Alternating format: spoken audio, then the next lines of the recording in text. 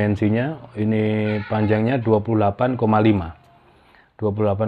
Nah, kita ukur yang terlebar di daerah ujung sini kurang dari ya 2,5 kurang 2,4 cm. Terus untuk tebalnya 3 milian gitu. Kita cek, tapi baik Gen 1 maupun Gen 2 itu ketajamannya memang benar-benar jos banget.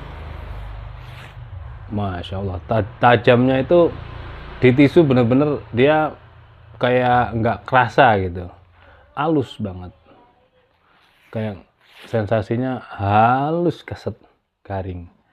Itu Gen 2. Oh ya, ini yang pertama ini pesanan dari Bapak Zulkifli yang ada di Kalimantan. Oke, ini Willys Gen 1. Terus selanjutnya yang nomor 2, dia aksesorisnya kuningan, pinnya 2. Kalau yang ini pinnya 2, cuman aksesoris yang ini tentunya. Yang ini pin penguatnya, pin peksinya, terus ada aksesoris kuningan di sini.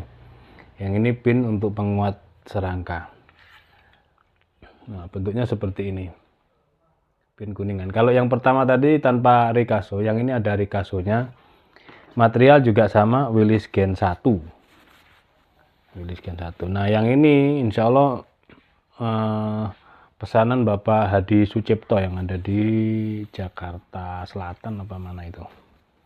Oke, selanjutnya nanti kita ukur dulu dimensinya. Ini 25,5